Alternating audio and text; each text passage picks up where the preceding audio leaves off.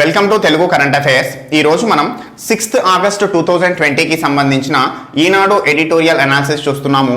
Solar power, సౌర విద్యుత్, గృహ మరియు వ్యవసాయ విద్యుత్ అవసరాలకు ప్రత్యామ్నాయ ఇంధన వనరుగా సౌర విద్యుత్ అనే టాపిక్ గురించి మాట్లాడుకోబోతున్నాం. సో ఈ టాపిక్ ని మన సిలబస్ లో ఎక్కడ లింక్ చేసుకోవాలి అంటే సైన్స్ అండ్ టెక్నాలజీలో శక్తి వనరులు అనే టాపిక్ చదువుతాం. సో ఈ శక్తి వనరులు అనే టాపిక్ కి ఈ రోజు వచ్చిన సౌర విద్యుత్ అనే టాపిక్ ని లింక్ చేసుకోవాలి. ప్రధానంగా ఈ రోజు భారతదేశంలో చూస్తే ప్రత్యామ్నాయ ఇంధన వనరులపై పెద్ద మొత్తంలో చర్చ జరుగుతోంది. ప్యారిస్ ఒప్పందంలో సంతకం చేశాం మనం.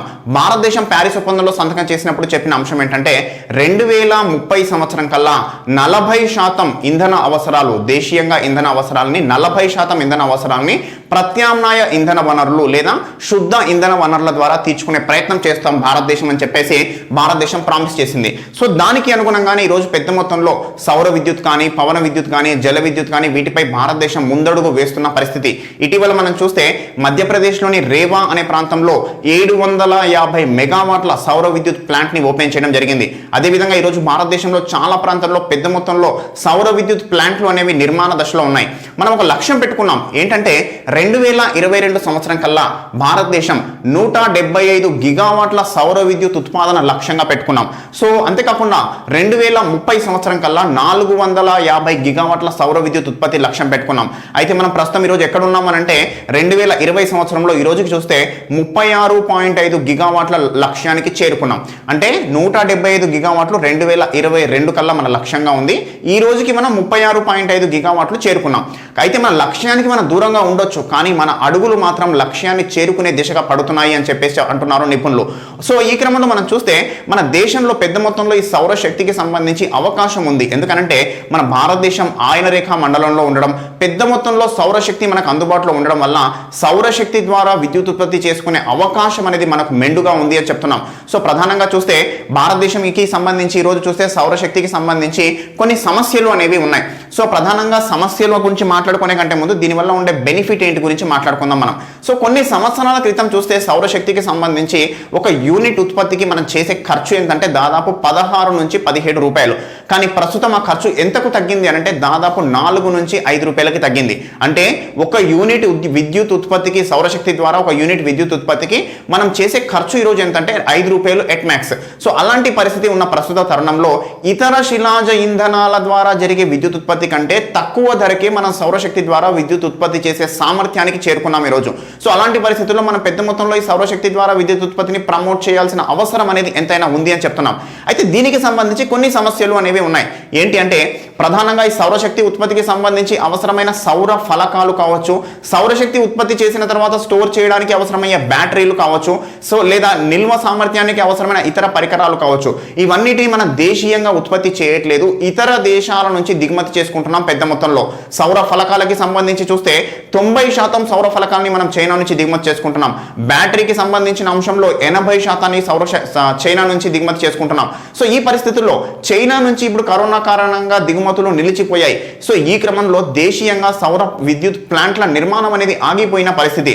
సో ఇలాంటి పరిస్థితుల్లో ఆత్మనిర్భర భారత్ అభియాన్లో భారతదేశం ఈ యొక్క సౌర విద్యుత్కి సంబంధించి స్వయం సమృద్ధి సాధించే దిశగా అడుగులు వేయాలి అని చెప్పేసి ప్రభుత్వం చెప్పిన పరిస్థితి. సో ఒక అంశాన్ని మనం గమనిస్తే 2018-19 సంవత్సరంలో ఈ యొక్క సౌర విద్యుత్కి సంబంధించి అవసరమైన ఉపకరణాలని మనం దిగుమతి చేసుకుంటే దానికి మనం చైనాకు చెల్లించిన మొత్తం ఎంత అంటే 21,000 కోట్లు. సో ఒక చైనాకి మనం 21,000 కోట్లు చెల్లిస్తున్నాం. ఈ విధంగా కనుక మనం చెల్లిస్తూ పోతే 2030 కల్లా మనం చెల్లించే మొత్తం చాలా పెద్ద మొత్తం అవుతుంది. సో అందువల్ల 2020 ఇప్పటి నుంచి మనం గనక స్వయం సమృద్ధి వైపు అడుగులు వేస్తే 2030 కల్లా మనం 3,20,000 కోట్ల దిగుమతుల్ని నిలిపివేయవచ్చు. దేశీయంగా వాటిని మనం స్వయం సమృద్ధి సాధించి మనమే ఉత్పత్తి చేసుకోవచ్చు అని చెప్పేసి చెప్తున్న పరిస్థితి. అంతేకాకుండా ఈ యొక్క మనం దేశీయంగా వాటిని ఉత్పత్తి చేయడం ద్వారా వచ్చే జరిగే ఇంకో పరిణామం ఏంటంటే దేశీయంగా పెద్ద మొత్తంలో ఉద్యోగిత అనేది పెరుగుతుంది. 1.25 లక్షల మందికి రాబోయే 5 సంవత్సరాల్లో ఉపాధి కల్పించడం సాధ్యమవుతుంది అని చెప్తున్నాం.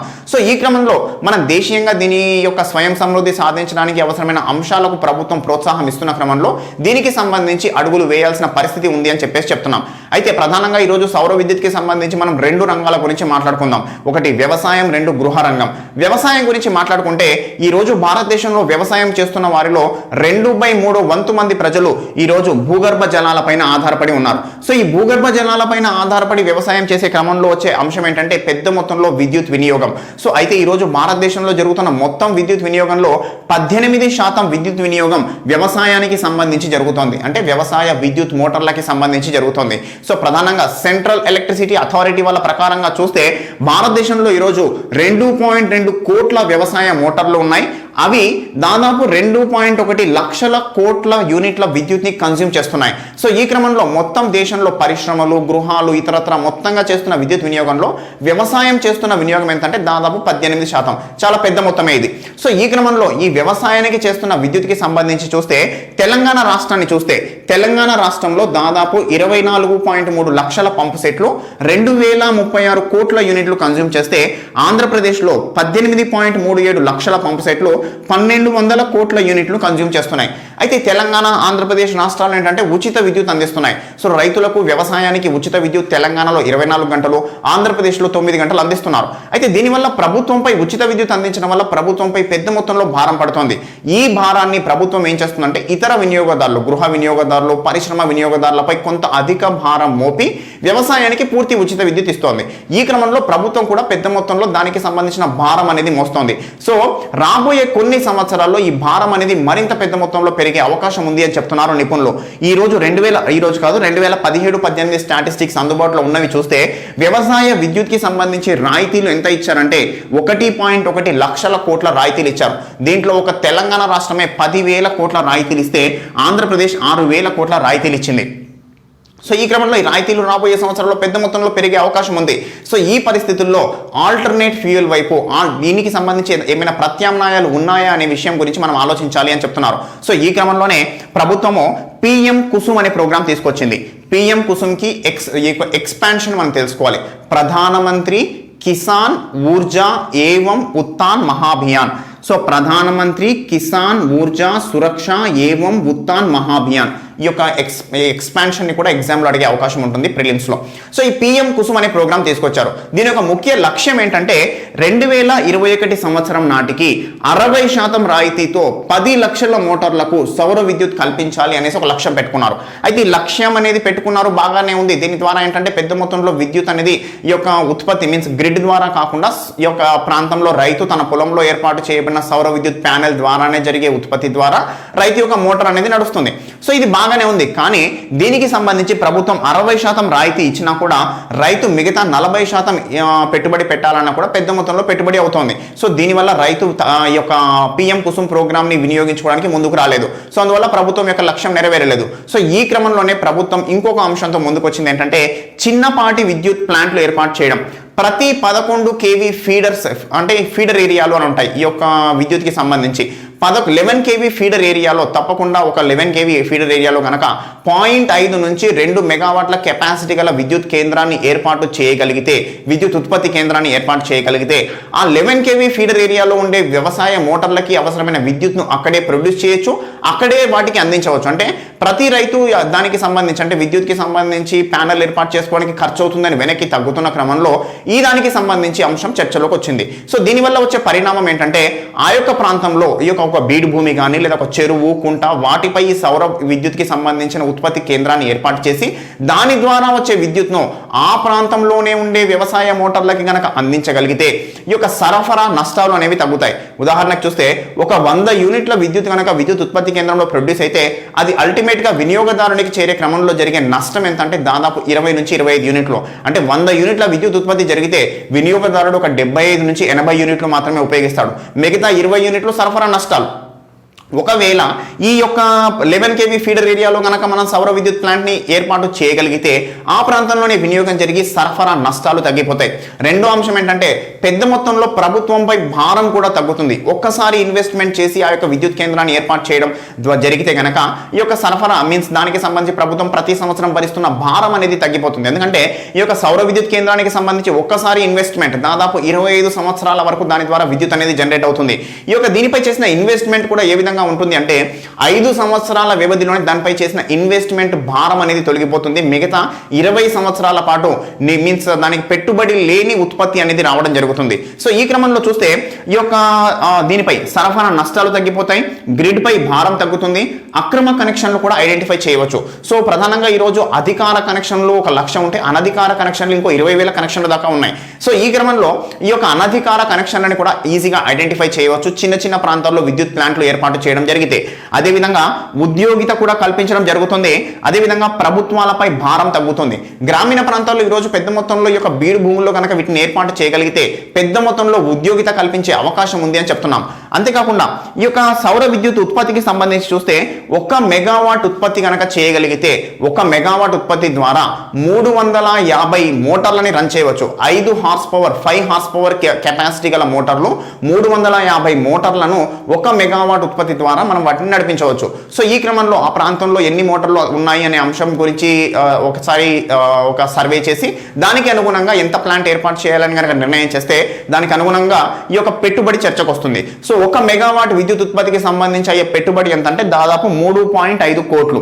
సో ఈ 3.5 కోట్లకి సంబంధించి ఒకవేళ ప్రైవేట్ గా ఎవరైనా ఉత్సాహం ఉన్న వాళ్ళు లేదంటే డబ్బు ఉన్న వాళ్ళు కనుక ఈ విద్యుత్ ఉత్పత్తి చేయడానికి ముందుకు వస్తే వాళ్ళకి ప్రభుత్వం 30% రాయితీ కల్పిస్తుంది. అంతేకాకుండా ప్రభుత్వం ఇక్కడ జరిగే అంశం ఏంటంటే వీళ్ళు విద్యుత్ ఉత్పత్తి చేస్తారు, వ్యవసాయానికి అందిస్తారు.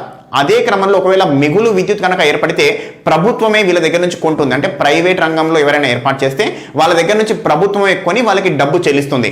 అంతేకాకుండా ఈ యొక్క ఎవరైతే ఏర్పాటు చేశారో వాళ్ళకి సంబంధించి ఇందాక చెప్పుకున్నట్టుగా కేవలం 5 సంవత్సరాల కాలంలోనే వాళ్ళు పెట్టిన పెట్టుబడి మొత్తం వెనక్కి వస్తుంది. 20 సంవత్సరాల పాటు పెట్టుబడి లేని విద్యుత్ అనేది సాధ్యమవుతుంది. సో ఈ క్రమంలో ఇది ఒక చిన్నపాటి పరిశ్రమగా కూడా ఏర్పడే అవకాశం ఉంది అని చెప్పేసి నిపుణులు చెప్తున్నారు. సో దీనికి సంబంధించి ఆల్రెడీ ఆంధ్రప్రదేశ్ ప్రభుత్వము, మహారాష్ట్ర ప్రభుత్వం ఏ విధమైన చర్యలు తీసుకున్నాయి అనే విషయాన్ని చూస్తూ గృహ రంగానికి సంబంధించి సౌర విద్యుత్ గురించి మనం కొద్దిగా మాట్లాడుకొని క్లోజ్ చేద్దాం.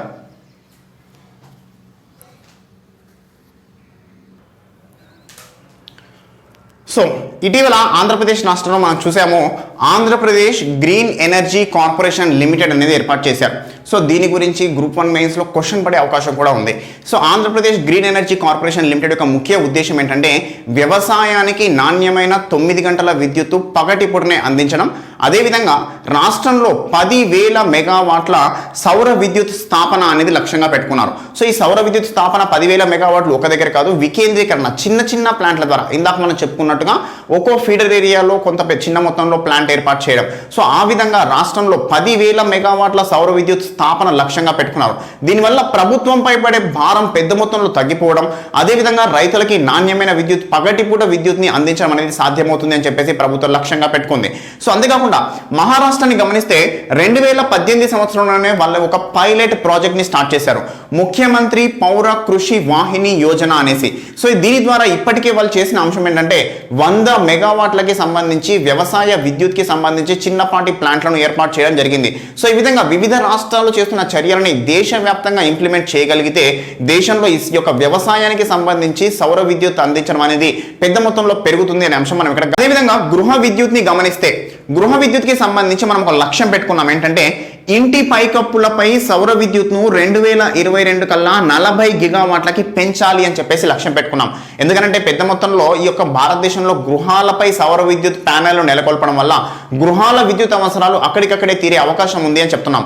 ప్రధానంగా చూస్తే 1 కిలోవాట్ విద్యుత్కి సంబంధించి 1 కిలోవాట్ అంటే 1 యూనిట్. మనం మామూలుగా ఇంటికి విద్యుత్కి సంబంధించి చూస్తాం కదా, యూనిట్లు అని అంటాం. సో 1 యూనిట్ అంటే ఏంటంటే 1 కిలోవాట్. సో మామూలుగా ఒక ఇంటికి 100 యూనిట్ల విద్యుత్ కన్జ్యూమ్ అవుతుంది అంటే ఒక 3 కిలోవాట్ల ప్యానెల్, సౌర ప్యానెల్ కనుక మనం ఇన్స్టాల్ చేసుకోగలిగితే మనకి అవసరమైన విద్యుత్ని మనమే ప్రొడ్యూస్ చేసుకునే అవకాశం ఉంది. అంటే మన ఇంటిపైనే ప్రొడ్యూస్ చేసుకునే అవకాశం ఉంటుంది. సో ఈ క్రమంలో చూస్తే 1 కిలోవాట్ విద్యుత్కి సౌర విద్యుత్కి సంబంధించి 10 చదరపు మీటర్ల స్థలం అనేది అవసరం. సో ఈ క్రమంలో ఇంటి పైకప్పుపై 3 కిలోవాట్ల దానికి ఏర్పాటు చేసుకునే స్థలం అనేది అందుబాటులో ఉన్న క్రమంలో ప్రతి ఒక్క ఇంటిపై ఒక సౌర విద్యుత్ ప్యానెల్ ఏర్పాటు చేసే అవకాశాన్ని పరిశీలించాలి అని చెప్తున్నారు. భారతదేశంలో ఈరోజు చూస్తే 3.8 కోట్ల భవనాలు ఉన్నాయి. సో ఈ 3.8 కోట్ల భవనాలలో కేవలం 20% భవనాలపై సౌర విద్యుత్ ప్లాంట్ నెలకొల్పినా కూడా, సౌర విద్యుత్ ప్యానెల్ నెలకొల్పినా కూడా 124 గిగావాట్ల ఉత్పత్తి అనేది సాధ్యమవుతుంది అని చెప్తున్నారు.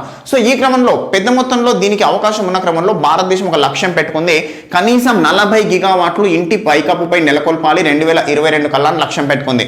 అయితే ఇక్కడ ప్రభుత్వం కూడా పెద్ద మొత్తంలో రాయితీ ఇస్తోంది.